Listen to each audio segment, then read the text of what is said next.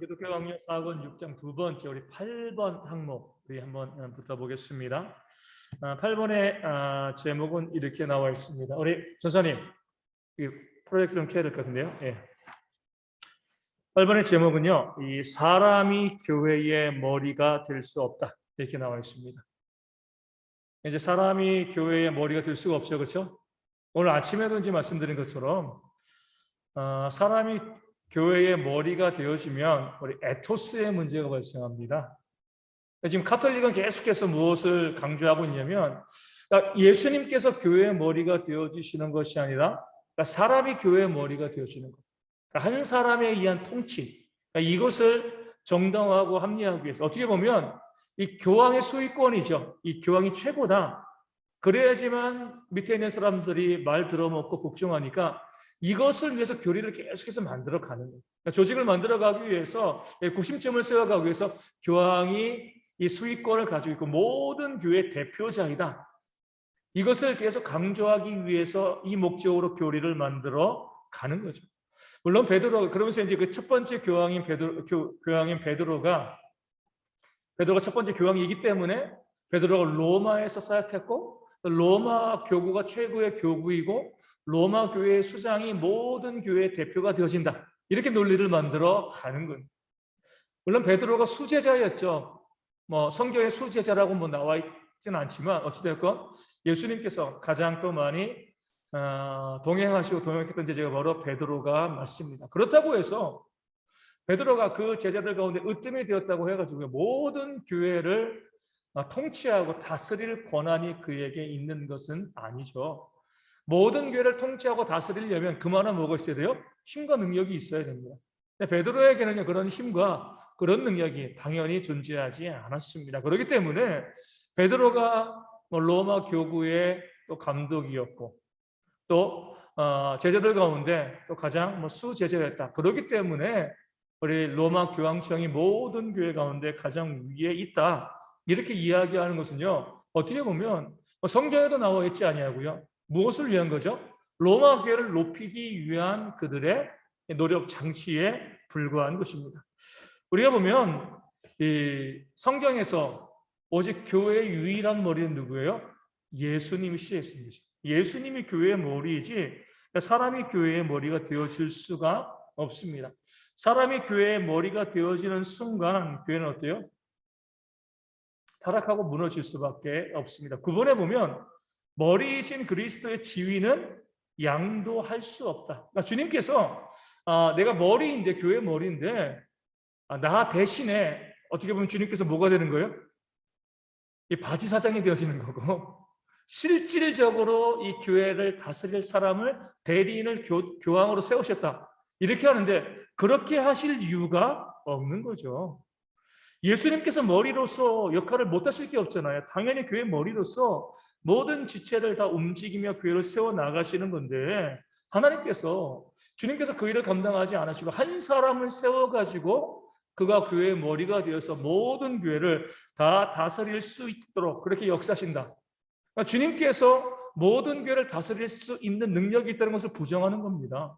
그러니까 주님께서 사람을 대신해서 세우실 이유가 없거든요. 그러니까 주님이 하시면 되는 건데 교회의 머리라고 성경에 나와 있고 머리로서 교회를 다스리고 이끌어 가시고 그런 능력이 있고 행하시는데 굳이 거기에 사람을 세워서 그 사람으로 하여금 그 일을 감당하게 하실 이유가 없는 거죠. 그러니까 주님께서 명령하시고 주님께서 말씀하셔서 이렇게 되었다. 이렇게 하면 할 말 없지만 성경에도 나와 있지 않냐고요. 누구 주장이죠? 로마의 이 교황, 또 교황청, 교황이라기보다 교황청이죠. 그 세력이죠. 그 세력을 높이기 위해서 이런 말들을 지어내고 우리 교황이, 로마의 교황이 모든 교회를 대표한다. 그리스도를 대리한다. 이런 사실들을 만들어내, 이런 사실이 아니죠. 이런 허구적인 내용들을 만들어 가기 위해서 우리가 그리스도께서 대리인을 세우시고 교회를 다스리신다. 이렇게 이제 주장을 하고 있습니다. 그럴 필요가 없는 거죠. 10번째 보면 인간 왕이 아닌 그리스도 안에서만 하나가 될 수 있다. 그러니까 교회 보면 우리 각양 지체들이 있잖아요. 그 지체들이 다 뭐 하는 거죠? 교회를 세워가는 겁니다. 머리에 달려있는 지체로서 함께 협력해서 우리의 은사를 가지고 교회를 세워가는 거죠.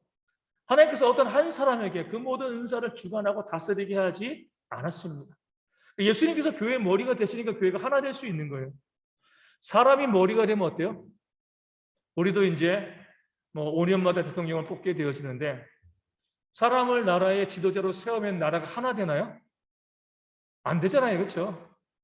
5년마다 정권이 바뀌건 안 바뀌건 내가 지지하는 사람에 따라서 대통령이 세워져도요.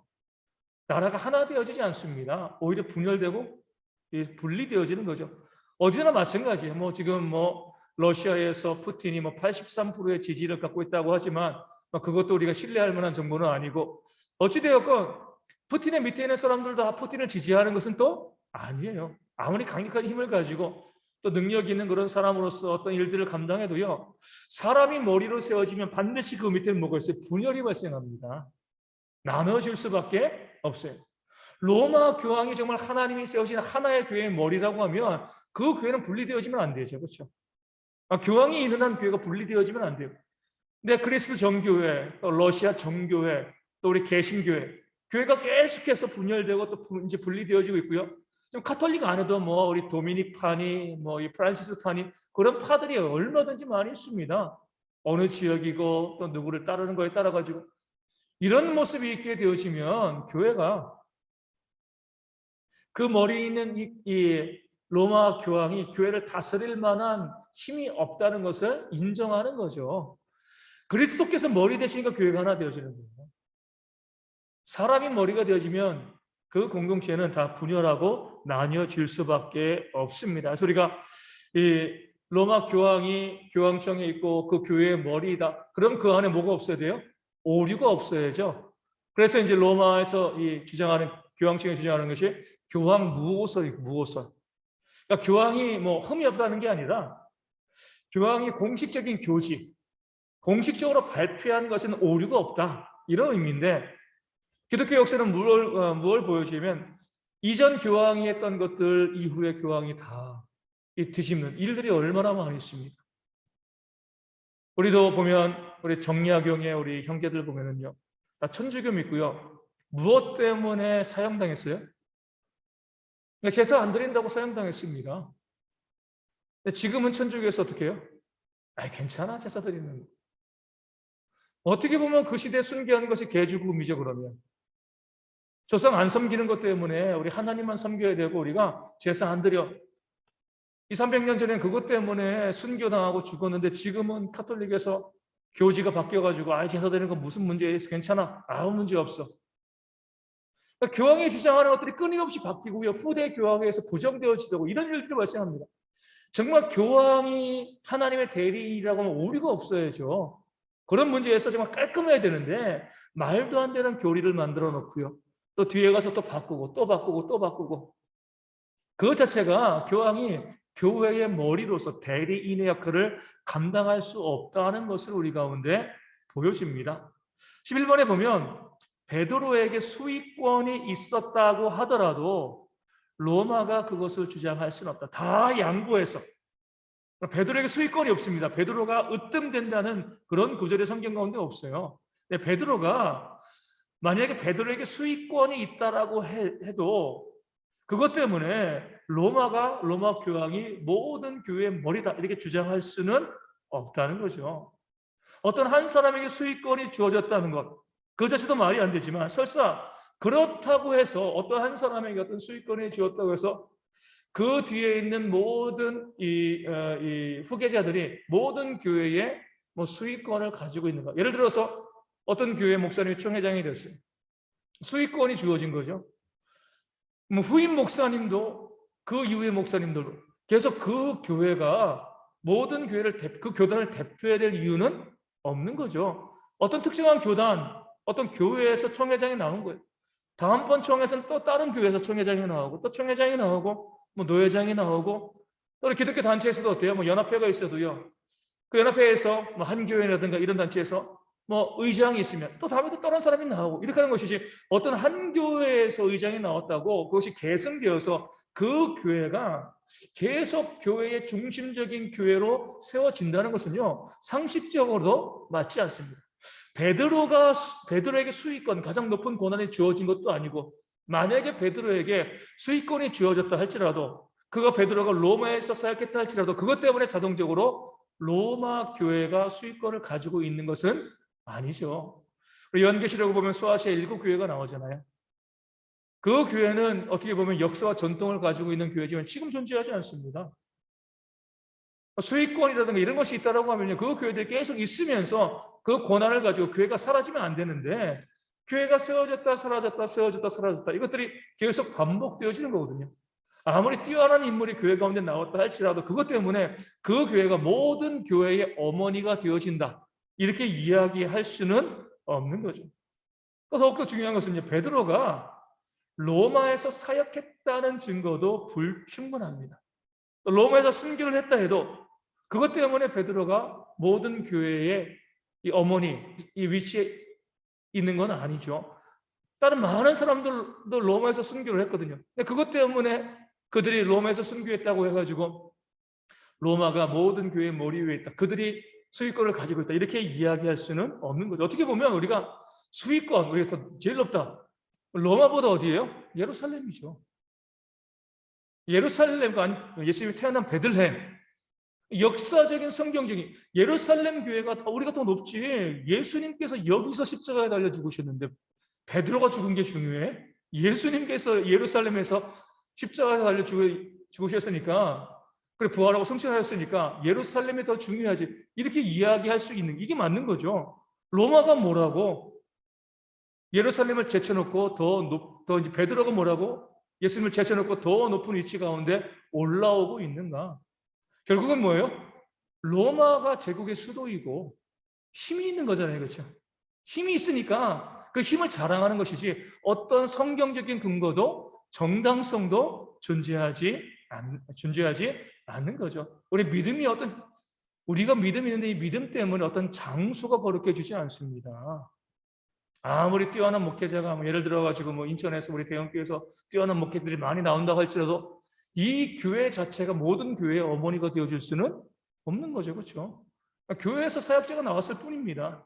또 10년, 20년, 또 100년, 200년 지나면 다른 데서 또 사역자가 나오고 헌신하는 것이지, 어떤 한 장소 자체가 어떤 힘과 능력과 권한을 그대로 물려받고 이어받고 있다, 그 자체가 성경적이지 않은 거죠.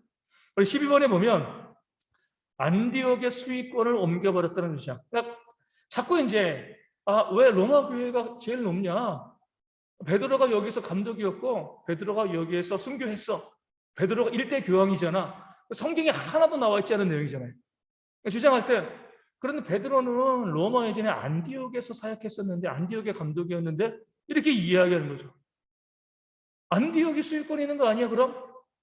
베드로가 로마로 옮겨왔기 때문에, 안디옥에서 로마로 옮겨왔기 때문에 원래는 안디옥 교회가 수익권을 가지고 있었는데 베드로 때문에 로마 교회가 수익권을 받게 되었다, 이렇게 이야기합니다.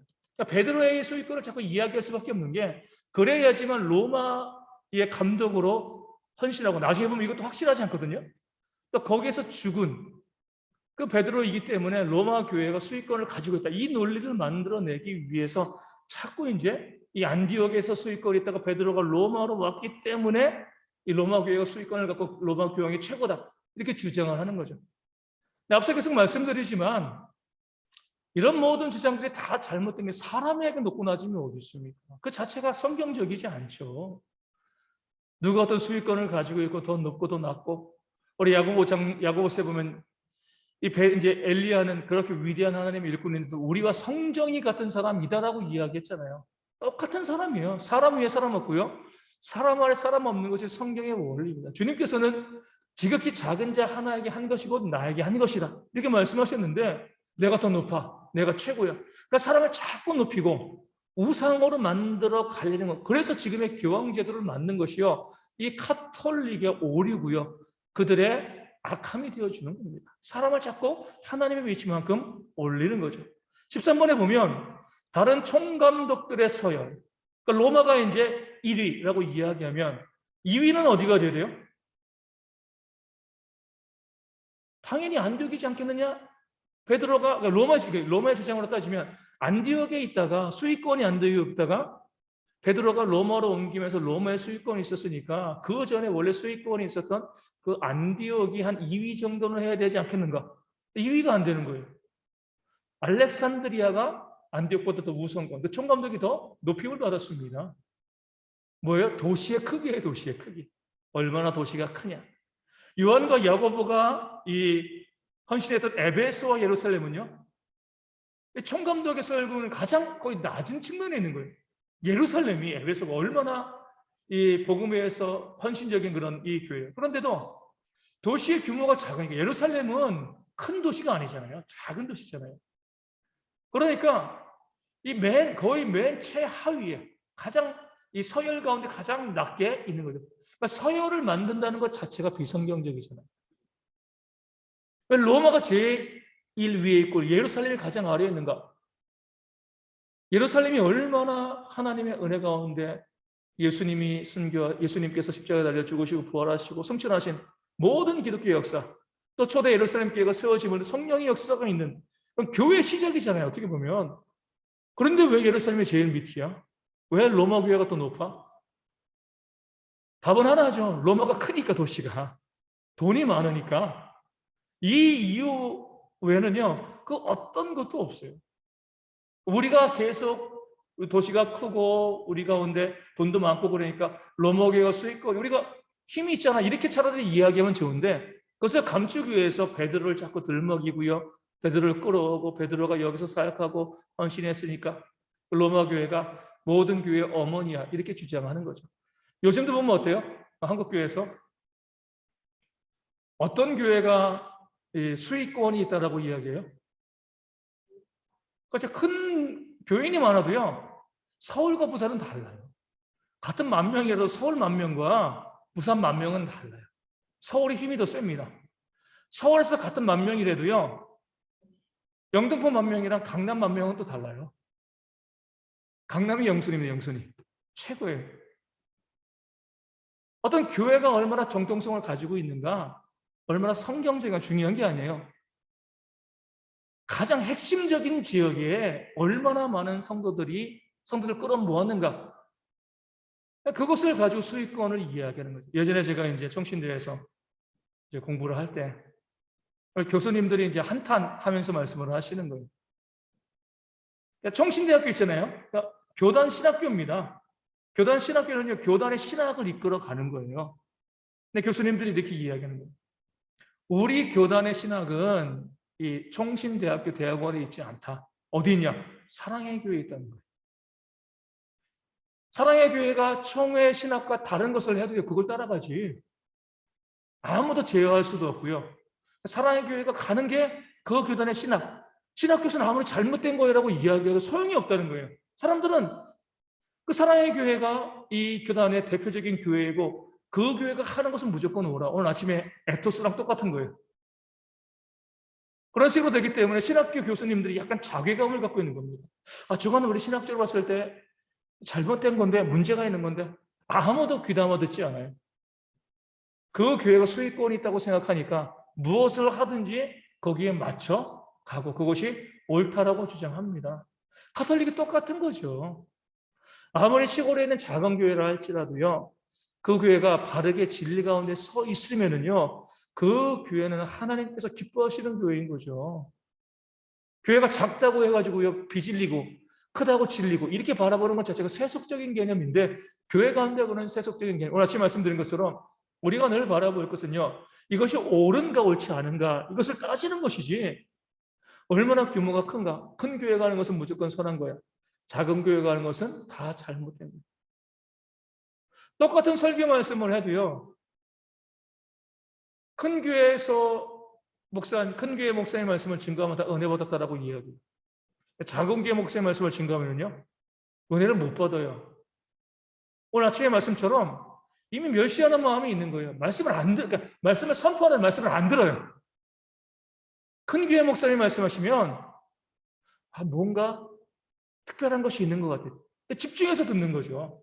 집중해서 들으니까 은혜롭고 말씀이 좋아, 이렇게 하는데, 똑같은 설교를 해도 시골교회 목사님이 가서 하면은 애시당초 그냥 무시해버리고 제대로 안 들어요.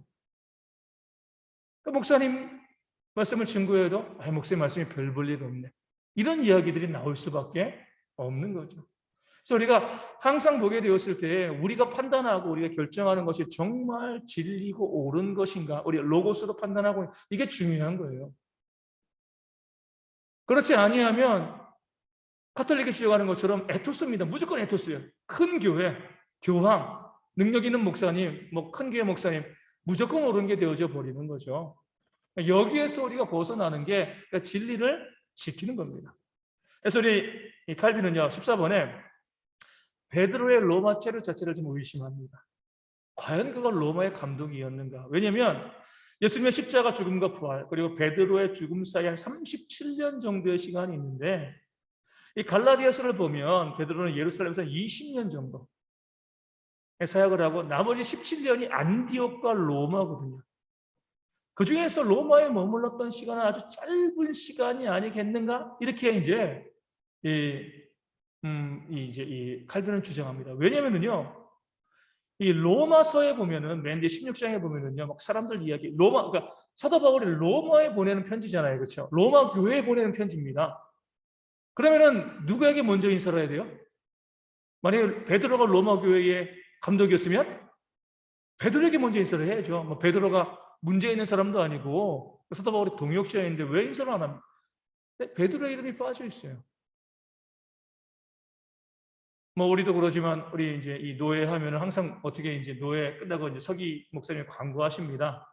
광고하면 꼭 뭐라고 이야기해요? 이 장소를 협조해 주신 이 교회 당회장 목사님과 우리 장로님들께 감사드립니다.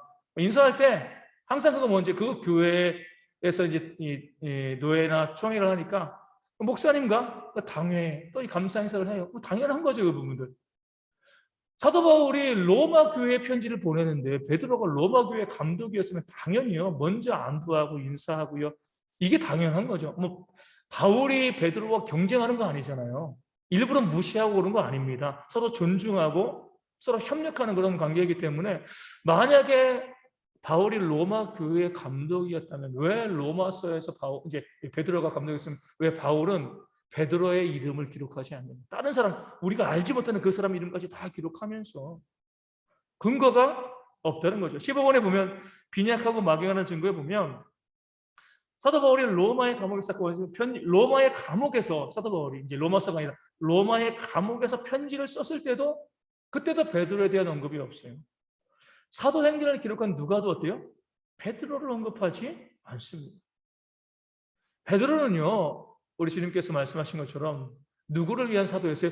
유대인을 위한 사도였습니다. 바울은요, 이방인을 위한 사도였죠.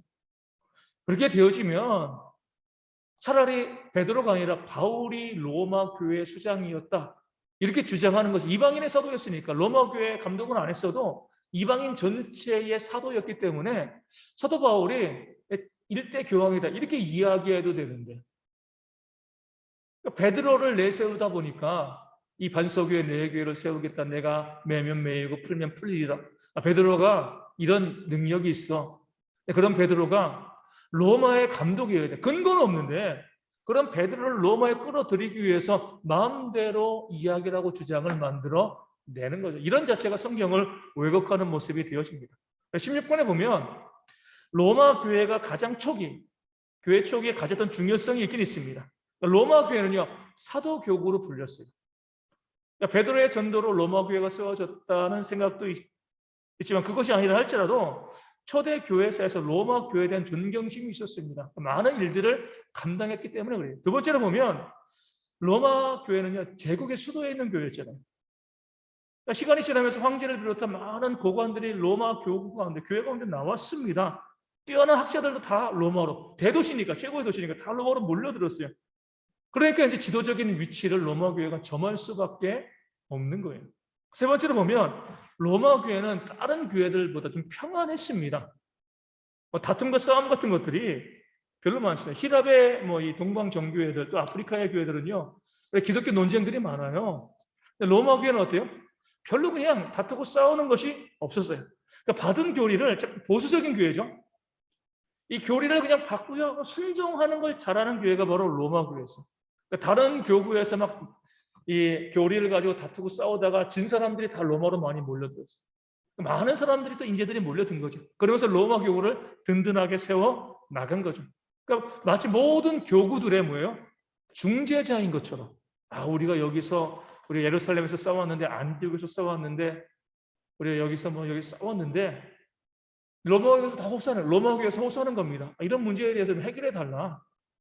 내가 거기서 아무리 이야기해도 씨도 안 먹힌다, 씨알도 안 먹힌다. 얘기 좀 해달라. 그러니까 로마 교회가 그런 역할을 잘 감당했습니다. 그래서 로마 교회가 좀 더 돋보이게 되어지는 부분들은 있는 거죠. 그러니까 칼빈은요, 아주 재미나게 이야기합니다. 서방 사람들, 이제 로마 교회 사람들이죠. 서방 사람들은 아시아나 아프리카 사람들보다 두뇌가 예민하지 못하고 느린 편이었기 때문에 새 것에 끌리는 점도 적었다. 이렇게 이야기해요. 동방 이제 이 예루살렘 그 지역이라든가 또 아프리카 이 지역 사람들에 비해서 이 로마 교회에 있는 사람들은 약간 둔하다는 거죠. 그렇기 때문에 새 것에 잘 이끌리지 않고요. 보수적으로 모든 것을 본다. 이렇게 이제 해석했습니다. 근데 이것은 두뇌의 문제가 아니죠. 뭐의 문제예요? 어떤 나라건 그 나라가 화평하고 견고하게 세워지길 원합니다. 로마의 황제의 통치 방식이 교회에도 들어온 거예요. 자꾸 문제 일으키지 마. 시끄럽게 하지 마. 좋은 게 좋은 거야. 저 지방의 변두리, 변두리죠. 이제 이 예루살렘이라든가 안디옥 이런 쪽으로, 또 이제 아프리카, 북아프리카 지역 이쪽에 있는 교회들은요 맨날 싸우는 거예요. 무엇이 옳으냐 그러냐 다투고 싸우는 거죠. 로마는 어때요? 싸우지 마, 싸우지 마. 그러니까 황제가 자꾸 뒤에서 입김을 불어넣는 거잖아요. 교회가 분열되어지면 나라가 분열돼.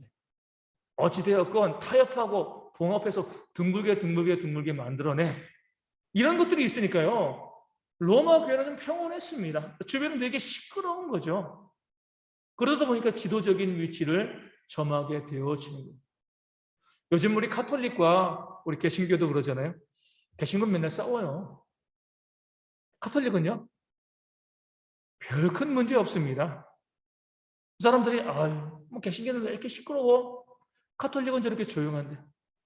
진리가 활발하니까 시끄러운 거죠. 진리가 활발하지 않으면 시끄러울 이유가 없습니다. 무엇이 옳은가 무엇이 옳지 않은가 끊임없이 그것을 바라보고 살피기 때문에 그것이 시끄러울 수밖에 없는 거죠. 우리 예전에 제가 벌써 30년 전이죠. 30년 전에 우리 대학교 다닐 때 그때만 해도 이제 IBM이라는 회사가 세계에서 가장 큰 회사 중에 하나였죠. 우리 마이크로소프트 나오기 전이니까. 근데 그 회사에 대한 책을 가지고 이제 공부도 하고 그랬어요. 그러면서 이거 무엇을 이야기하면 IBM은 너무나 큰 조직이기 때문에 겉으로 보면 아무런 문제가 없는 거예요. 안에 뭐가 있어요? 매너리즘이 있는 거죠. 문제를 만들려고 하지 않아요. 개선도 없고요. 우리 이 변혁이라든가 이런 거 하나도 없어요. 그냥 조용히 공무원과 비슷하게 지금 규모가 크다 보니까 공무원과 비슷해진 거예요. 작은 회사들은 어때요? 계속해서 살아남기 위해서 계속 이 개혁하고 배역하고 계속 그러다 보니까 나중에 큰 회사가 되는 거죠. 그런 작은 회사들이 큰 회사가 되어지면 또 똑같이 공무원처럼 되어져 버립니다. 그러니까 로마 교회가 그런 거예요. 교회 규모가 있고 힘이 있으니까, 제국의 중심에 있으니까 우리 다투지 말자, 싸우지 말자 이렇게 이야기하는 거죠. 오늘날 교회도 보면은요, 큰 교회와 작은 교회 중에서 큰 교회 문제가 다툼이 많아요? 작은 교회 다툼이 많아요? 작은 교회 다툼이 많아요. 작은 교회는 상당히 예민합니다. 무엇이 진리인가 무엇이 옳은가 그렇지 않은가 이 문제를 가지고. 큰 교회는 두루뭉술해요. 좋은 게 좋은 거야 덮고 그냥 넘어가. 괜히 다투고 그냥 싸우지 마. 그냥 우리 그냥 조용히 덮고 넘어가자.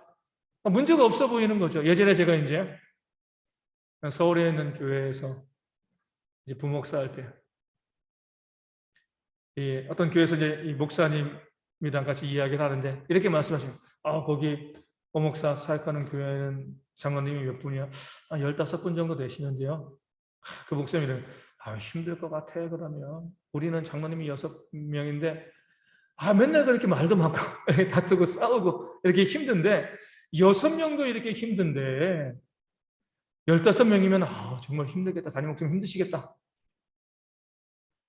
아무 소리 대꾸도 안 하고 그냥 지나갔어요. 왜냐면 힘들 게 없거든요. 교회가 규모가 크고 정량들이 많으면 오히려 터치를 별로 안 해요. 조용조용히 넘어가요. 규모가 작고 점점 작아질수록 말이 많아지고 다툼이 많아지고 싸움이 많아집니다. 큰 교회는 그냥 문제가 있어도 없는 것처럼 넘어가고요. 작은 교회는 문제가 없어도 있는 것처럼 다투고 싸우고 지나갑니다. 작은 교회는 항상 시끌시끌해요. 이것을 우리가 부정적으로 말할 필요가 없어요. 그게 교회의 생명력입니다. 그렇게 교회가 든든하게 세워지는 거예요. 마찬가지로 로마 교회는 평온하고 아무런 문제가 없어가지고 그래서 그 교회가 견고하게 세워진 것처럼 보이지만 그러지 않아요. 진리에서 많이 멀어진 거죠. 타협하고 세속과도 타협하고요. 그 안에서 이것도 저것도 다 괜찮아 이런 식으로 하다 보니까 규모는 커지는데 그 교회가 진리 가운데 설지 못해. 그래서 카톨릭이 만들어지는 거예요. 타협하고 서로 융합하고 이러면서 규모는 커지는데 그 안에 참된 진리가 없고 계속해서 잘못된 곳으로 가게 되어지는 거죠. 마지막으로 보면 17번에 초대 교회 생각으로는 교회 연합을 위한 보편적 감독이 필요하지 않았다. 교회가 여러 곳에 교회가 있는데 우리 연합하기 위해서는 우리가 모든 교회를 다 다스릴 수 있는 그런 이 감독이 필요하지 않을까? 초대교회는 그런 생각이 없었다는 거죠. 왜냐하면 예수님만이 모든 교회를 다 다스리는 보편적인 감독이시기 때문에 그래요. 그 안에 많은 감독들이 있죠. 섬기는 자들이 있어요. 그런 교회들이 그리스도 안에서 연합하면 되는 것이지 거기 위에 사람을 세워서 그 사람으로 하여금 교회를 연합하고 하나로 만드는 것 필요 없다는 거죠. 예수님이 교회의 머리가 되어지시면요 모든 교회는 자동적으로 연합하고 하나 되어질 수가 있습니다. 그렇기 때문에 자꾸 사람을 위해 세우려고 하지 않았어요. 우리가 잘 보셔야 돼요. 자꾸 어떤 지도적인 위치에 사람을 세우려고 하는 것 자체가 예수님의 머리 되심을 부정하는 겁니다. 우리는 점점 낮아지는 위치로 가야지 사람을 세우고 높여서 그 사람에게 복종하려고 하면 그 사람도 사람이니까 반드시 교회 가운데 문제가 발생할 수밖에 없어요. 어떤 교회건 사람을 높이는 교회는요 주님을 낮추는 교회입니다. 사람을 낮추는 교회가 주님을 높이는 참된 교회가 되어지는 거죠. 그 어떤 한 개인과 혹시 목사이건 교회의 이 중직자이건 그 한 개인에 의해서 좌지우지 되어지는 그런 교회는요 온전한 교회가 아닌 거죠. 하나님 안에서 우리 모두가 함께 협력하여 헌신할 수 있는 그런 교회로 세워가는 것이 우리가 또 세워가야 돼 그런 교회의 모습이 되어지는 줄로 믿습니다. 여기까지 하고요. 우리